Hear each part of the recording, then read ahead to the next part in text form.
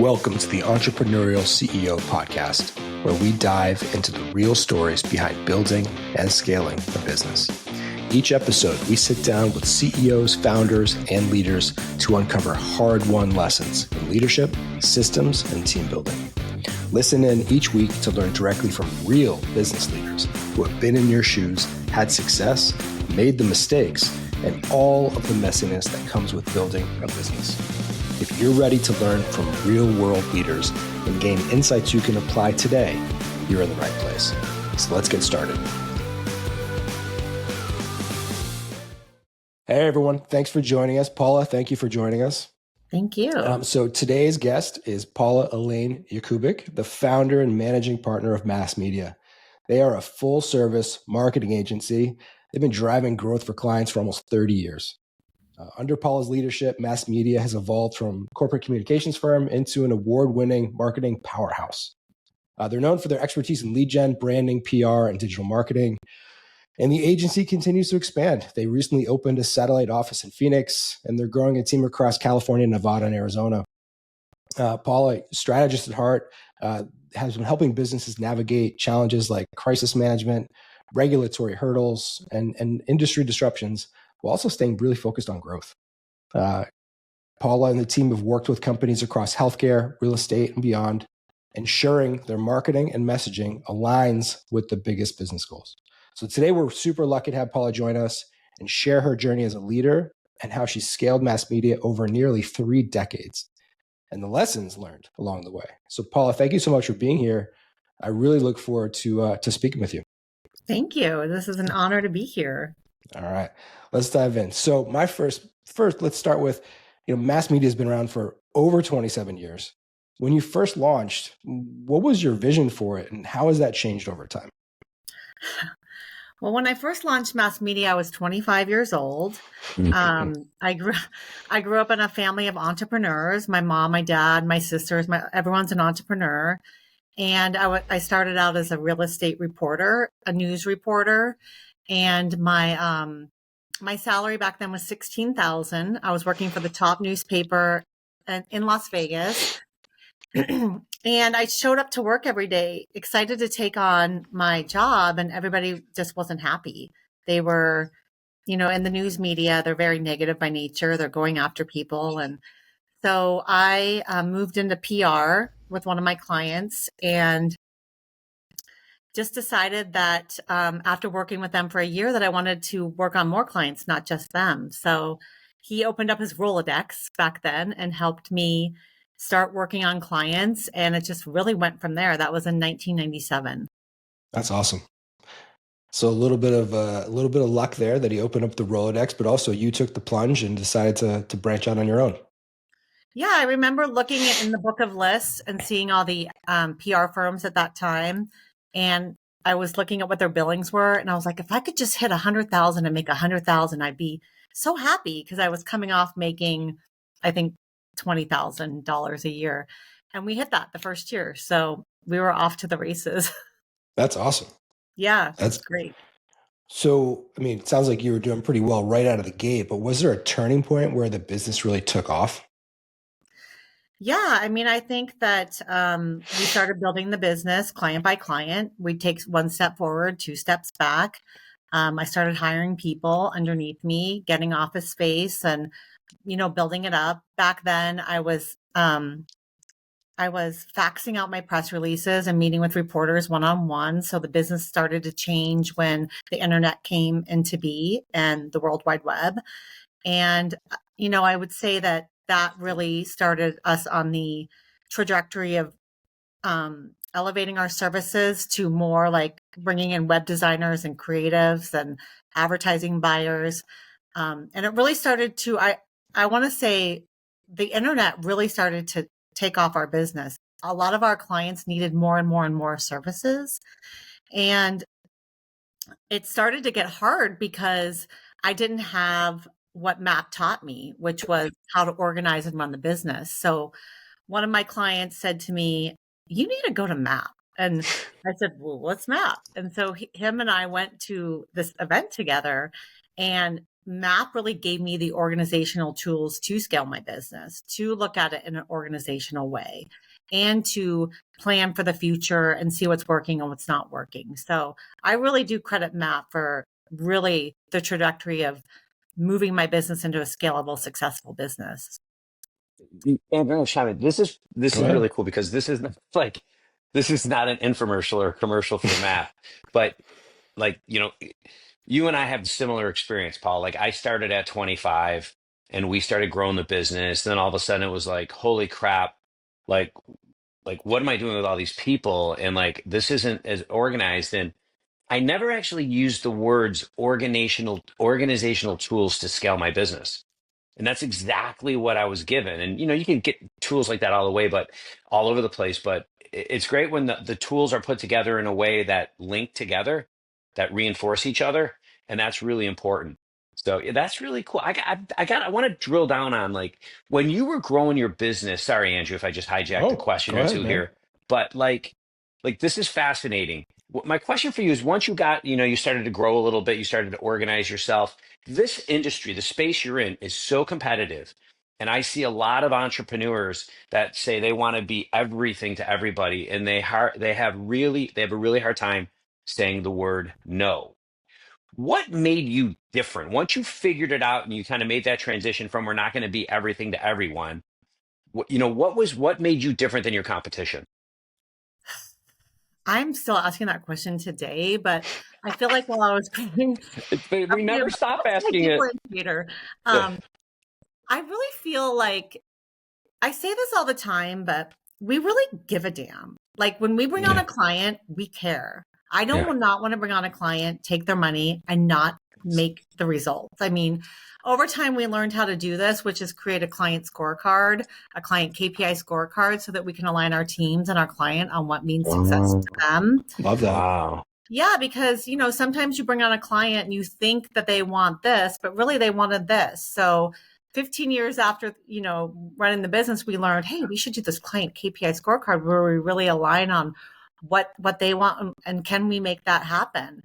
So, every client we care deeply about, and we want to make sure that we can make sure that we are meeting success metrics for them. And if I can't, then I really don't want to take on the client. And that has allowed me to keep clients for 20 plus years. I mean, I still have clients that I've been working with who move from company to company to company for 20 years because they know we give a damn and they know we're going to help them get where they need to go. Is that scorecard used as a qualification step? Like, hey, we're meeting with this new potential client. Let's score out whether we can help them. Or is it post when you're working with them to make sure that you're still delivering great quality service? Like, how are you guys using that? That client scorecard is after we bring them on. Okay. And then we start negotiating what the KPI is. So we landed a national PR client and we agreed to a scope. But then we started discussing what the KPIs are going to be. And it's a negotiation back and forth. And sometimes it's fluid if, it changes for some reason. But it's great to have the discussions with the client, what they expect to have happen for what they're paying us. And it just has really aligned us and allowed me to align the teams because sometimes the teams don't know that the client wants something. So it aligns them to say, don't waste your time over here. Focus on this. They want this. And it's been really, really great. That's how brilliant. You mentioned over the 30 years, you've been through a lot of changes in the industry and with technology and solutions, the internet, right? Even now with AI, how are you guys dealing with, is it impacting your industry and your business? And how are you dealing with that? Yeah, I was thinking about AI this morning. And like I said, the internet really changed our business for the better. And it couldn't have made us more successful and have more fees and do so many more things for clients. So we're definitely embracing it, learning about it. And I'm very positive that it will have a great impact on my and my client's business. So right now we're really in the learning phase. We're obviously using different tools for AI, but we're just starting to get into it. There's so much. I brought in an AI speaker last month, Shelley Palmer, who came in and spoke to a group that I run. And he said it changes every single day. Every day there's a new tool. Every day there's something new. So it can be overwhelming. and we just need to pick our spots and figure out where we want to focus. So I've asked the teams, our PR team, our social team, our advertising team, to look at what tools are needed and then how we can start implementing them into our company. But right now, I think we're in the discovery phase. I love that. I love that you brought in an external expert to guide you, or to, I was going to ask about change management, how you teach up the teams about these new technologies, these new options, right? But it sounds like you're doing a great job of it. That's awesome.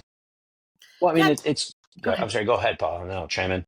I think that the teams, they get into their day-to-day business and they don't really think about the future sometimes. So it's really my job, I feel, to say, hey, you need to think about where these are, how your specialty is changing and how we're going to grow with that. So it's getting them off of their day-to-day working on the client business and saying, I need you to focus on where AI is going in your specialty, whether it be PR, advertising, or social media, and how you're going to start implementing that into your work. So it's giving them the time and the space or a focus day to think about that. What's really cool about that, though, is it's CEO led. You have to, as the CEO, as the founder, you have to push on AI a little bit. And I love the way that you did it, because you're asking each department to figure out where they're going to use it. You're always going to have somebody that's going to be like, oh, I love AI. Like in our business, Andrew was like leading it. He was just like crazy about AI and did some great tools. But you're taking it from a notch above and saying, how can we use it? Like, hey, we don't need anything radical overnight, but what are the little things that we can do? Exactly. That's great. I mean, it can It's be important. overwhelming. So yeah, and what not to do. To your point, every day there's a new tool, and they're not all good. Some are good, some are bad. So you really just have to pick a few and what you're going to use and how you're going to use it. But I'm sure your clients are thinking about it too. Hey, what's happening here? And so they're probably looking to you for guidance and expertise. Yeah. I mean, definitely we want to be also educating our clients where we can. Good point, love when we can give a damn about our clients. So if we can save them money by not doing a $20,000 photo shoot and we can create the images, we want to do that for them. We really do. So we're definitely looking at different tools to help them save money. And, the chat GPTs help us create different writing. So we turn that savings onto our clients. So it's definitely helping them as well with their budgets. That's great. That's great. Yeah. Thinking it's kind of back like being on the journey with your client. Like we talk about that a lot at MAP. Mm-hmm. We talk about, my coach taught me, there's a couple of key aspects of really driving retention and being on that journey with the customer. One of them is saving them time and money. And another one is being a resource for new ideas. And, it just can't all be about making money. It's got to be, you have to focus on those things. Absolutely. Love that. I'd like to talk about, as your agency grew, as mass media grew over the years, there's a lot of different challenges that entrepreneurs sometimes go through, whether it's, building a great team, hiring, employee retention, team retention, client acquisition. What were some of the biggest hurdles for you with mass media? Did some things come easier and some things harder? Everything was hard. Everything's hard. I find that it came in phases for us, like maybe it's hard. We don't have enough clients. So then all of a sudden we have so many clients, we don't have enough people. Then it's a people issue. So it's very up and down. I like to say we need to learn to ride the waves and enjoy the journey more, because it is a constant journey. So, I mean, being in Vegas, it's hard for employee recruitment and retention. There's a lot of, it's hard. This is a hard workforce here.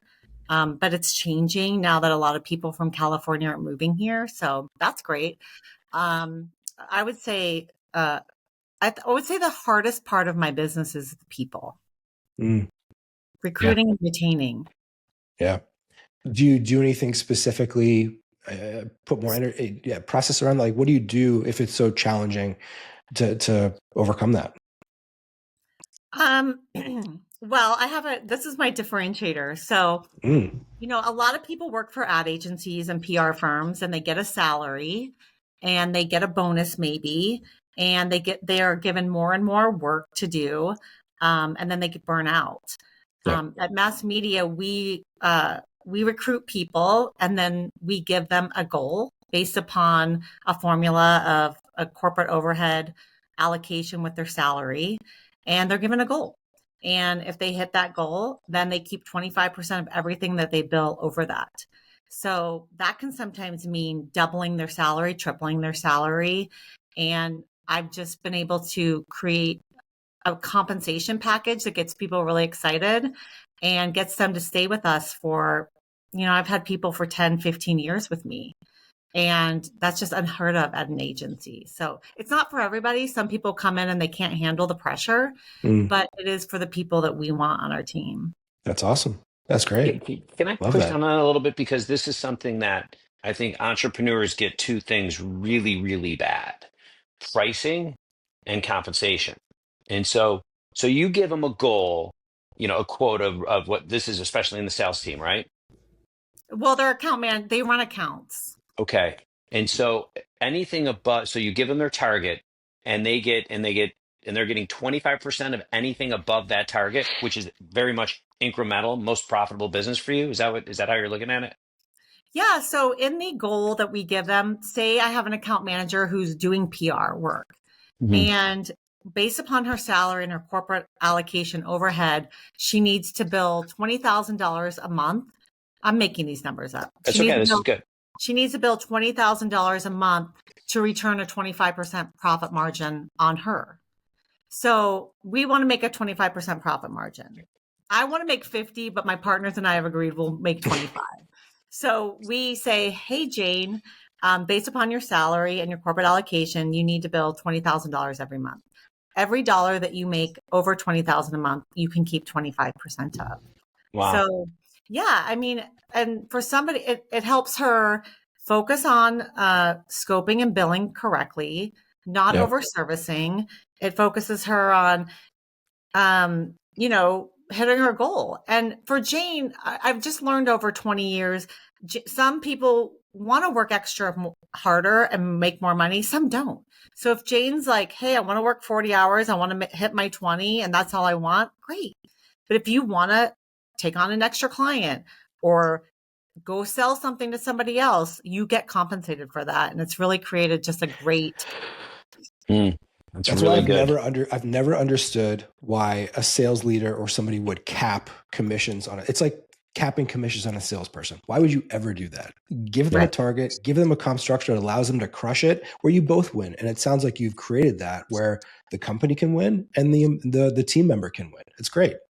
Yeah. And we sometimes try not to call it commission, or we call it a bonus. No, I'm just thinking more from a sales side. Yeah. Yeah. I was thinking to myself too, because it's hard right now it's hard to recruit people and explain to them what it is, because they think it's sales. But we're like, no, you're doing your job. You're doing the job of PR. But if you bring in a new client that pays you another $10,000 a month and you want to do that work, you're going to be making, another, whatever that is. I don't know the numbers, but they get to participate in the success of the business. It's almost like having a profit interest or something. It's great. Yeah. Yeah. And almost an ownership stake. Yeah. It's definitely a differentiator to where people don't want to leave because they're making good money and, they are really valued for what they bring, really. Yeah. I was going to ask about how you, with your team, how you hold them accountable. But it sounds like at least for the account team, this might be part of the program. Yeah, we hold them accountable with a job scorecard. Every position has a job scorecard. Did I learn that at MAP? You may probably, we teach it. So yeah. Yeah, probably year 15 or 18, I started bringing on a job scorecard, which allows us to understand a position and put together the KPIs for the position. And every month, every employee sends to their supervisor their job scorecard. The employee fills it out. They know what their KPIs are. They fill it out and send it by the 10th of every month to their supervisor. So they know, did I meet this KPI? Did I not meet this KPI? And then we do one-on-ones, which allow us to address any issues where they're not meeting their KPI. So it's how many KPIs do you normally have for each person? Do you max it out? They can be anywhere from like 5 to at the max, maybe 10. Okay. So like a little scoreboard for each one of them. And then do the goals change every month? that they're setting, or is it like this is the standard every month? Did you hit it? Yes or no? The number, the AGI or adjusted gross income for us might change. That number might change, but everything else, like I just completed a job scorecard for a new VP yesterday, and it was employee retention, client retention, your AGI, did you meet your client KPIs? So it's just probably about 10 things. Do you know what's so great about that? Wow, it's everybody's on the cool. same page. There's transparency. There's no surprises, right? Yeah. And then it's just like you're looking at the data. Okay, are we doing great? Awesome. Or if we're not, let's talk about it. And Right. and there's just no, I think that's awesome. We should do that. We should like we do goal setting, and then we get the teams get together every month and review the scorecard. But I think about the consultants, which are, similar to like producers for you. And it's just like I could see like less metrics that we're looking at, like maybe 5 for each one, and just boom, here they report out it, because we have the meeting already where it's transparency amongst everybody. But I think we have too many now that I think about it, Andrew. I think there could be less. Huh. Yeah. It's always a battle, right? We obviously with MAP, we call them the vital factor metrics, and we have a vital factor dashboard that we'll review each month, but it's always a battle. You always want to pack on the metrics, and you can't. You have to limit it to those that are the critical, the vital factors. And so, it can be a challenge sometimes to not track everything. Yeah. You do definitely have to be careful. You don't want to track too much, but we try to put on the most vital things for that position. Yeah. I like that. Gets me thinking. Thinking about mass media today, what's the biggest challenges that you guys are facing? Today, what is the biggest challenge we're facing? I would say, just coming off the pandemic, I'd like to see a more diverse client base. We have a couple of big whale clients that we're really reliant on. I don't like to be in that position. So working really hard to get new, bigger clients that can take the pressure off there. So do you have like a... Yeah, you got Andrew now. I was just going to ask if you have goals or initiatives around that. I was literally just talking to someone yesterday who has an ad agency and they're doing great, but similarly, they've got a heavy client concentration. And, I was talking to him through that, like, okay, you need to have goals around measuring that every month, every quarter. Have a goal for the end of the year. If it's X, you want to get it down to Y. Okay, how are you going to get there? So just putting some plans around that. It sounds like you probably already have that in motion. Yep. We have an annual plan that we came together and put together. We meet every month. We have vital factors, and we meet every single month, and we're driving towards each of those goals. So one of our main goals is to diversify our client base with 2 to 3, a certain number of clients. And every month we meet, and then we all divide out who's going to do what to get that. So driving towards that goal. Good discipline. Great discipline. Do you have a specific, do you have like a niche or a super niche that you're looking for clients within? Yeah, we have, I would say that, we're looking at, for many, many, many years, Mass Media was a corporate-based firm that did mostly corporate work, law firms, real estate companies. We're moving more into consumer-based products and gaming. Yeah, interesting. So we're definitely focused on getting more gaming properties as well as consumer-based products. So they're fun for the team. We still have a corporate team that focuses on the corporate work, but we've divided it and bifurcated it out to now we have this fun team, and then we have a stodgy corporate team. Yeah, I love I love those verticals you're talking about, because the gaming industry is just, obviously you're in Las Vegas, but it's exploding everywhere, and there's companies, obviously startups and so on and so forth, that there's just so many, that you could be attacking. I had my son last night, my 18-year-old. He's like, "Hey, Dad, I want to get like a DraftKings account so we can do parlays." I'm like, "Are you out of your mind, bro? No. You work 3 hours a week, you go to school and you play football, and you want to gamble?" I'm like, come on. It's funny the way that, and this is a whole nother conversation about how the changing of the American youth, that they've got this massive gambling influence in their life right now, which is scary as heck. I know a lot of kids who gamble. It's crazy, but I'm in Las Vegas. But Yeah. yeah, I mean, there's so many cool companies in that space, and resorts, gaming companies. The Raiders came to Vegas. We did some work Yeah. with them. The Sphere came to Vegas. We did some work with the Sphere. The Yeah. Grand Canyon just put out an RFP. We answered that RFP, so we're hoping to get that one. So just really fun things. I think you're love getting a baseball team too, right? Yeah, the A's from That's Oakland. right. No, I think Pretty cool. I'm coming out there in July. I'll have to let you know we're coming out. We just decided yesterday we're going to see The Weekend and Oh, cool. at Allegiant Stadium. So I'll need some tips on how to get in and out. Hey, Absolutely. hey, Andrew, I know you're coming up on like a question later, but I want to. You said something earlier, Paul, that I'm going to put you a little bit on the spot. If Okay. could you tell us a story about like one of these crisis management situations? Obviously, you can't. You can change the names if you can pick one up off the top of your head where you dealt with something, and had to deal with a crisis and what you did for the client. Um, yeah, there's been so many. The one, there's been a lot of deaths, a lot of everything. The one that I think that sits with me the most and I'll always remember is I had a client and he ran a corporate real estate fund. So he raised money and from seniors and then bought real estate products. And for whatever reason, he was always kind of on the radar of the government. And I think the FDIC, I think it was, came in and shut them down. And the cops showed up and shut down his company. He ended up winning it and opened right back up. But just, it sat with me because we had a lot of work to do in regards to the investors who were investors, the media, a lot of work with the media. And I just knew my client was on the right side. And eventually, like I said, it came back and he was on the right side. I've dealt with so many clients who get shaken down by the government, whether it be the SEC, the FDIC, or even I think it was the SEC. And it's just the clients, because again, we give a damn and we become so close to our clients to see the business close and to see us having to just work to let his clients know and the media know what the real story is, was just really, it was just a situation I'll never forget. Yeah.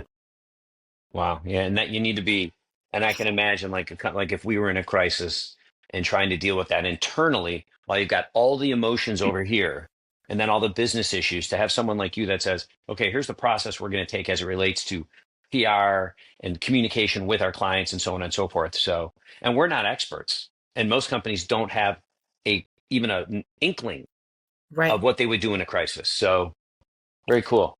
It's very meaningful work because you're really helping them, during that crisis. And we do have a process to Yep. be able to identify who we need to talk to, how we're going to say it.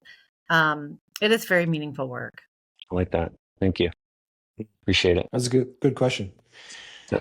Looking back on the past 30 years of mass media, I mean, is there a particular leadership mistake or lesson you learned the hard way that you could share that, with all of the entrepreneurs and the MAP community that's going to be listening to this, if you go back and do something differently, anything come to mind? I have two things I think that comes to mind, and I beat this drum all the time. The biggest mistake I made over 27 years was in hiring. You have an open position or you need an assistant or you need somebody and someone's in your circle and you hire them and they weren't really experienced for the job. So I think we sometimes take the easy route in hiring. Now True. It's so true. And so now I say, I make sure that we identify what exactly we're hiring and then we post the position and do a lot of recruiting to get that pool to be as much as it is so that we can hire the best damn person for that position. You have to. Yeah. That's great. I learned that in MAP too during that seminar, which is you really have to do the work to recruit and have a good talent pool for that one position so that you can really drill down and hire the best person. And I just think in the past I hired the wrong people, but now I make sure I'm hiring the best person for that position. Yeah, you know what? Yeah, that's one of the six functions that we teach. One of the modules is staffing. Um, I was just actually doing some work on this today, this morning, before this call, looking at some, we're developing some new tools that for our clients around what we call a hiring kit. But you're so right. It starts with like that, you always have to have that pipeline. I'm training 48 entrepreneurs tomorrow, CEOs. And one of the things I'm going to teach them and talk about is going to be and do an exercise with them around how you build a prospect list that you're staying in touch with on a regular basis. That's a pipeline because life changes for people. And you've got to have a regular way to stay in touch with them because you never know when it's going to be that time. And they're like, oh, wow, I got to call Paula. So it's brilliant. I love the way that all comes together for you. Yeah, and I'd say second, this is the other big thing that I've come to know after 27 years is for so many, as an entrepreneur, I'm always thinking of the next thing. And I think that for the first 25 years, I wasn't all in on mass media. I was like, oh, like someone would come to us and try to buy us. And so I started down the road of getting acquired. And then I thought I needed to build a board I just was always not 100% dedicated all in on mass media to its success. I was always like, oh, should I go do this? Or should I start this other company here? Or should I do this? I was always had my foot in eight other pools of water, where now I am 100% dedicated all in on mass media. So if someone calls, Wow. they do, and they're like, hey, are you interested in, I'm not interested in selling. I'm interested in making mass media a generational legacy company, and I'm 100% all in. And all the time as an entrepreneur, I'm like, oh, should I start this company where no, I'm 100% all in on mass media. And it's really starting to show. It's hard to say no. It is. It's hard to say no, but that's a great actually really lesson. important. That's really important. We just, Andrew and I just had a rant on this. We did a podcast last week, just him and I. And like, this was the main topic. And of course, he beat me up and said, are you, he's questioning me. Like, are you all in? And I'm like, I was debating with with Chad this morning he's like, you're speaking to entrepreneurs tomorrow. What does that have to do with MAP? I'm like, I'm speaking to 48 CEOs. I live MAP. That's all I think about. But you're right. You're totally right. But you have to have process like you do around what all in means. You can be all in, but it may not look like it to your employees. But the things that you said today about job scorecards and regular goal setting on a monthly basis and circling back to your plan every month, that's how you as a CEO prove that you're all in. Yeah. I love it, Paula. This is amazing. And I actually did I was in Phoenix this week with one of my clients who they're getting ready to rebrand and create like a new separate company. And so they've been in business for 20 years. They don't have any of this organizational tools. And I'm like, but it's true. There are so many clients that I work with who have been in business for 20, 25, 30 years who have had some success, but if they created these organizational tools, they would really, Take like off. I said, when we implemented MAP, it really scaled our company and allowed us to take off. And so it's just crazy how many companies out there have been in business for so long and don't have these tools and really struggle with so many of the fundamentals. Mm-hmm.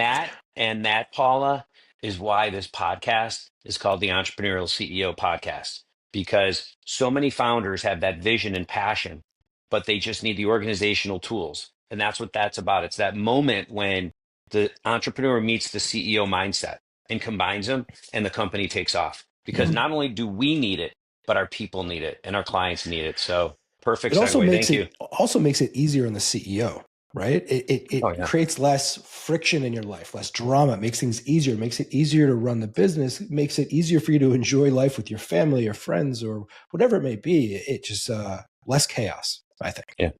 Yeah. And I think entrepreneurs, like I started my company when I was 25. I had to go to these classes like MAP or teach myself how to manage people or teach myself how to, read a P&L or go to classes for that. So definitely, I think education for entrepreneurs and CEOs it's ongoing. Yeah, absolutely. Yeah. For everyone in the company, continuous learning is super important. We always ask new people when we're hiring them, what are you doing to keep your skills sharp? How do you develop your skills? Where do you turn? Where do you learn? I think that's really important. Yeah. I have one That's more great question stuff. for you. We ask this question on every show. If you could go back and give your younger self one piece of advice about running a business, owning a business, being an entrepreneur, what would that be? If I could give myself one piece of advice, I think I wouldn't bring on so many partners so quickly. I would be very, very careful about what a partner needs to be. So I've sold different stocks options over the years, and I really didn't have a criteria. I was just like, oh, you've been here. I like you. Like, be my partner. Where now I have a strong criteria of what it means to be a partner at Mass Media. And so now I would just say, I would believe more in myself and be all in and think that I don't need to bring in on so many partners early on. I would good. think that's my biggest. That's very good. That's Yeah. great. Thank you. That's huge. Mike, any other questions? No, like I just feel like I'm going to be a better CEO after this podcast. So like, I to love me, the it's employee like, scorecard. I I do think too. that's fantastic. It's Yeah. beautiful. I love it. That's going to And be the client integrated into the hiring kit that we're building. I love it. and the client scorecard is great. Those are great tools that you built. Mike, when are we doing the CEO? When are we doing the MAP annual conference? I know we need to do that. Like we were just talking about that. Like it now that we have like, you know, speaking of being all in, and now that we have a great new executive team like Andrew, like we've been talking about that. So I would think we're probably going to do something Q1 of next year is my guess. Yeah, it's so And great. I mean, I still remember my class, and just the continual learning that you guys have would be really great. Yeah. that is awesome. So good to hear. Yeah, we will.